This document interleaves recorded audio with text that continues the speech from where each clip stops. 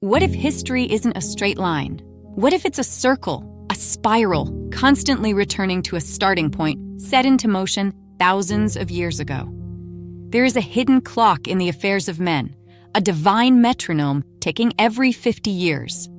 It's called the Jubilee, a time of restoration, a time when debts are canceled, when slaves go free, and when the land returns to its original owner. And this ancient principle, this forgotten law, is the secret engine behind the last 150 years of world history, from the fall of empires to the rise of presidents. It all began not with a bang, but a whisper. The year is 1867. The world doesn't know it, but a secret event has just taken place.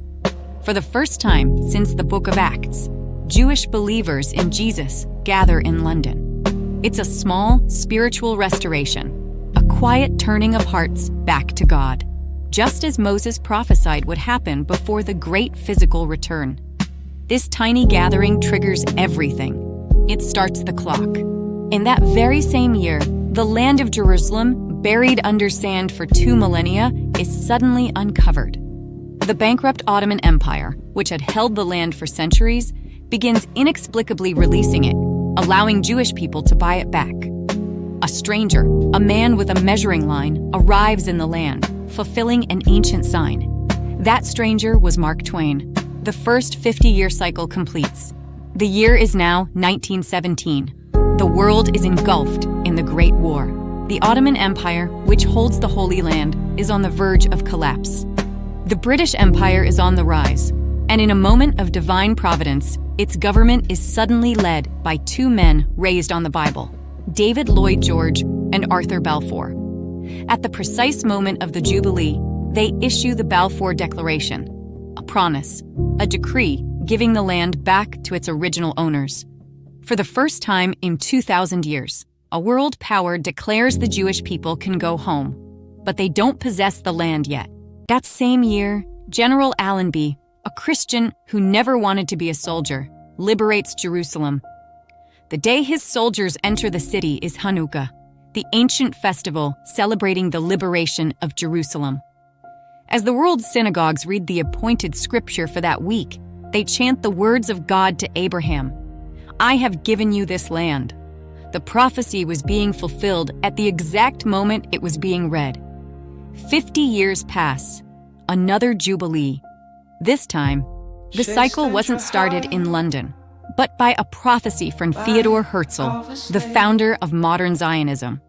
He wrote that the world would know of his plan for a Jewish state in exactly 50 years. 50 years to the day. On September 3rd, 1947, in New York City, the United Nations votes to restore the nation of Israel. On that very day, the appointed scripture being read in synagogues around the world was about the return of Jacob from exile. And in that same scripture portion, God gives the nation its name for the first time, Israel. The world didn't know what to call the new state, but God had already declared it. This restoration required another kind of player. The Bible speaks of a Gentile king, Cyrus, who God raised up to restore Israel. In the 20th century, God needed a new Cyrus. He found him in an unlikely man from Missouri, Harry S. Truman. Had Franklin Roosevelt lived, Israel would likely never have been born. But Roosevelt dies, and Truman, a man who had read the Bible cover to cover, becomes the most powerful man on earth. He is instrumental in the UN vote. He is the first world leader to recognize the new state of Israel just 11 minutes after it was declared. He becomes the modern Cyrus. And in the very year Truman helps birth Israel, another child is born, a boy who would become the next American Cyrus, Donald Trump. The clock ticks again. Count 50 years from 1917. The year is 1967. Israel has a nation, but it does not have its heart, Jerusalem. The Word says the city is divided, that it can never be theirs. But the Jubilee is a law of return.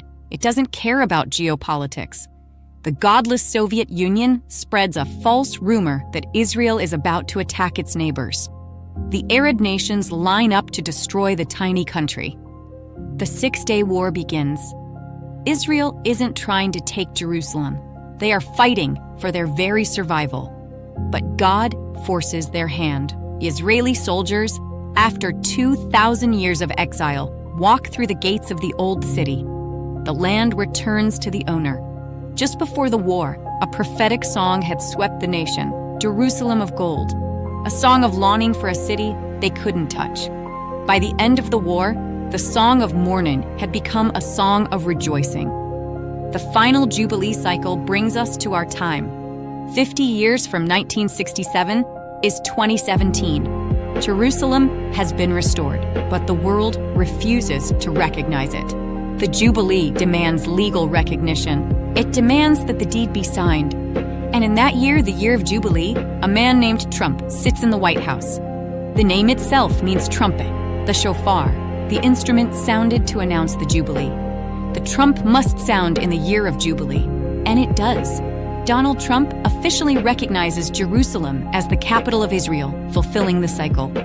He did it at the end of a 70-year period to the very day, prophesied by Jeremiah.